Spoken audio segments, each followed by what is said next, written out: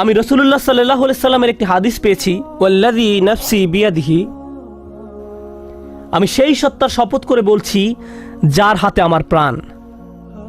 আল্লাহ রসুল সাল্লাল্লাহু আলাইহি সাল্লাম কোনো শপথ করা ছাড়াই যা ইচ্ছা বলতে পারতেন, কিন্তু তিনি সর্বপ্রথম আল্লাহর নামে শপথ করেছেন, কারণ তিনি এখন যা বলতে যাচ্ছেন নিশ্চয়ই তা আশ্চর্যজনক কোনো বিষয়। তিনি বলেন, ইন্না মাসালাল মুমিন কামাসালিল নাহলা, ঠিক মৌমাছির মতো। মুমিনের উদাহরণ হলো ঠিক মৌমাছির মতো। আমি বসে থেকে ভাবলাম, সুবহানাল্লাহ, আল্লাহ প্রথমে আমাদের বলছেন তিনি মৌমাছির প্রতি ওহী প্রেরণ করেন, আর এখন রাসূলুল্লাহ সাল্লাল্লাহু আলাইহি সাল্লাম বলছেন তুমি যদি মুমিন হতে চাও তাহলে ঠিক মৌমাছির মতো হও। মৌমাছির মতো হলে কি হবে, আর কিভাবে মৌমাছির মতো হব? মৌমাছি আমাকে আমার ঈমান সম্পর্কে কি শেখাবে? কিভাবে একজন বিশ্বাসীর মতো বাঁচতে হবে এ ব্যাপারে মৌমাছি কি শেখাবে? ব্যাপারটা এতই সিরিয়াস যে আল্লাহ রসুল সাল্লাল্লাহু আলাইহি সাল্লাম প্রথমে আল্লাহর নামে শপথ করেছেন, তারপর এই কথা বলেছেন। তো তিনি আমাদের কিছু কথা বললেন যার প্রতি আমাদের মনোযোগ দেওয়া প্রয়োজন, কিন্তু আমি চাই রাসূলুল্লাহ সাল্লাল্লাহু আলাইহি সাল্লাম কি বলেছেন আপনারা তার প্রতি মনোযোগ প্রদান করুন। তিনি বলেন, আকালাত তাইয়িবান, এটি ভালো জিনিস খায়, এটি ভালো এবং খাঁটি জিনিস খায়। মৌমাছি উত্তম ফুলের নিকট যায়, এটি এমন কোনো ফুলের নিকট থেকে নেয় না যেটি অপরিপক্ক, নষ্ট। এটি এমন কোনো ফুলের নিকটও যায় না, গন্ধ শুকে এটি বুঝে ফেলে অন্য মৌমাছি ইতোমধ্যে এই ফুলের কাছ থেকে নিয়ে গেছে। এটি নতুন, পরিষ্কার, খাঁটি একটি ফুলের নিকট যায়। এটি শুধু সেই ধরনের ফুলের নিকট যায়। আমাদের ঈমানের প্রথম যে ব্যাপারটি এখানে হাইলাইট করা হয়েছে তা হলো যে রিজিকের আমরা সন্ধানে বেরিয়ে পড়ি, শুধু যে খাদ্য আহার করি তাই নয়, বরং যে রিজিকের পিছনে ছুটি, যে চাকরি আপনি পাবেন, যে ব্যবসা আপনি শুরু করবেন, যে টাকা আপনি কামাবেন এবং যে খাদ্য আপনি আহার করবেন, সব কিছুতে খাঁটি জিনিসের সন্ধান করুন। এমন জিনিসের অনুসন্ধান করুন যা খাঁটি, যা পবিত্র, সর্বোত্তম জিনিসের খোঁজ করুন। আর জানেন তো, মৌমাছি সবচেয়ে ভালো ফুল না পাওয়া পর্যন্ত খুঁজতে থাকে। তাই আমাদেরও সেরাটা অর্জন করতে হবে। ফালিয়ুতকিনহু, একজন মুমিনের দৃষ্টিভঙ্গি এমনই, তার উচিত দক্ষতা অর্জন করা। আপনাদের সবাই যখন কিছু করবেন তাতে দক্ষতা অর্জন করুন। আপনার উচিত সেরা হওয়া, এটাই মৌমাছি করে। সে সেরা ফুলের সন্ধানে থাকে, এটাই মৌমাছি করে। এটাই প্রথম শিক্ষা। তারপর তিনি বলেন, অওয়াদা তাইয়িবান, এটি উত্তম উপায়ে বসে। যেভাবে এটি ফুলের উপর বসে তা খুব সুন্দর। ব্যাপারটা ভালো এবং খাঁটি। আর আপনাকে এ সম্পর্কে গবেষণা করতে হবে। মৌমাছি নিয়ে গবেষণা না করলে তো এটা আপনি জানতে পারবেন না। মৌমাছি নিয়ে অধ্যয়ন করলে জানতে পারবেন তারা শুধু সে ফুলের কাছেই পরাগ নিয়ে যায় যে ফুলের পরাগ দরকার। মৌমাছি যখন কোনো ফুল থেকে মধু নিতে যায়, তারা ওই ফুল থেকে মধু নিবে না যদি না তারা ওই ফুলকে আরো বেশি কিছু দেয়। তারা একে জীবন দিবে, পরাগ দিবে।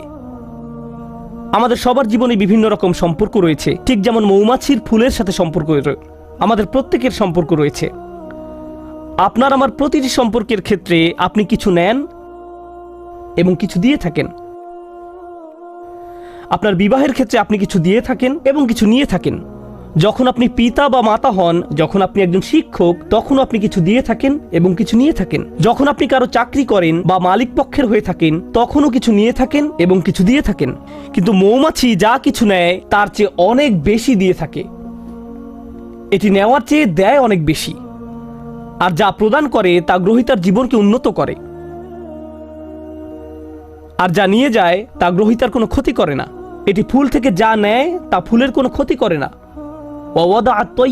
এটি ফুলের উপর পা গুলো রাখে খুব সুন্দর করে। প্রসঙ্গত, ফুলের খুব কোমল জায়গায় মৌমাছিকে বসতে হয়। ফুলের তুলনায় মৌমাছি ভারী একটা জীব। যদি সে তার সম্পূর্ণ ওজন ফুলের ওই কোমল জায়গায় রাখে তাহলে এটি ভেঙে যেতে পারে। তাই এটি ভাসতে থাকে, পুরো ওজন ফুলের উপর রাখে না। এটি পাখাগুলোকে ঝাপটাতে থাকে যেন সম্পূর্ণ ওজন ফুলের উপর না রাখতে হয়। আমরা এখান থেকে কি শিখছি? আপনার একটি সম্পর্ক আছে, কিন্তু আপনি শুধু দাবি করতে থাকেন, চাইতে থাকেন। তারপর এক সময় আপনার প্রিয় বন্ধু, আপনার কর্মচারী, আপনার স্বামী বা স্ত্রী, তাদের ধৈর্যের বাঁধ ভেঙে যায়। আপনার কিছু জিনিস দরকার, হ্যাঁ আমি একমত, কিন্তু অতিরিক্ত নিতে যাবেন না। তাদেরকে এমন চাপে ফেলবেন না যে তারা ভেঙে পড়বে। আর যদি কিছু চান তাহলে বেশি করে প্রদান করুন। তার জন্য কিছু নিয়ে আসুন, তারপর দাবি করুন। আর যখন চাইবেন কম করে চান, জাস্ট যতটুকু দরকার, যতটুকু প্রয়োজন।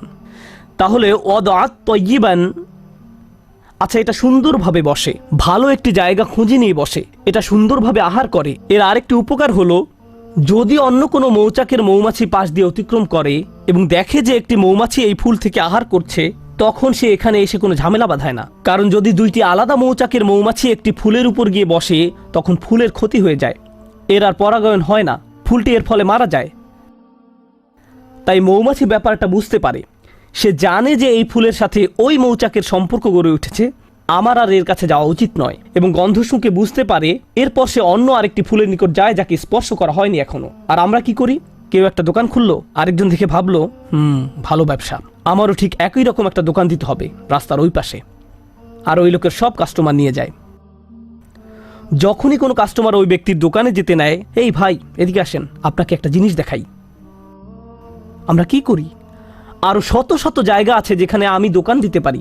আল্লাহ রিজিক প্রশস্ত, আমাকে তার প্লেটের ভাত নিজের প্লেটে তুলে নিতে হবে না, কিন্তু এটাই আমরা করি। মানুষ এমন কৃপণের কৃপণ। আমি এমন মুসলিম চাকরিজীবীর কথা জানি যারা অনেক টাকা কামায়, আমি এমন ডাক্তারদের কথা জানি যারা যথেষ্ট টাকা আয় করে, তারপর হয়তো কোনো মেডিকেল কলেজের ছাত্র যে হাসপাতালে ইন্টার্নশিপ খুঁজছে, আর এই ডাক্তার তার জন্য সুপারিশ করে না, কারণ হয়তো 5 বছর পরে সে আমার চেয়ে বেশি আয় করবে। আমি এটা চাই না। এভাবে আমরা একে অন্যকে সাহায্য করতে চাই না। অথচ একজন বিশ্বাসীর মনোভাব হওয়া উচিত ছিল এরকম, আচ্ছা সে তার রিজিক এখানে আয় করছে, আমার উচিত অন্য কোনো জায়গায় যাওয়া, আমার তার রিজিকে ভাগ বসানোর দরকার নেই, পুঁজিবাদী সমাজের মতো গলা কাটার দরকার নেই। আপনি এই দুনিয়াতে অন্য মানুষের রিজিক দখল করে নিজের টাকা আয় করতে আসেননি। আমি শুধু আমার লাভ বুঝি, আমি এছাড়া অন্য কিছু বুঝি না। সুবহানাল্লাহ।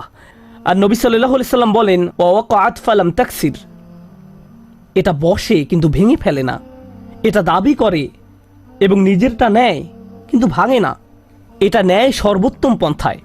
আহার করার কি এক মহৎ পন্থা, বাঁচার কি এক মহৎ পন্থা। আমাদের ক্ষেত্রে ব্যাপারটা শুধু টাকার সাথে জড়িত নয়, সম্পর্কের ক্ষেত্রেও এমনটা ঘটে।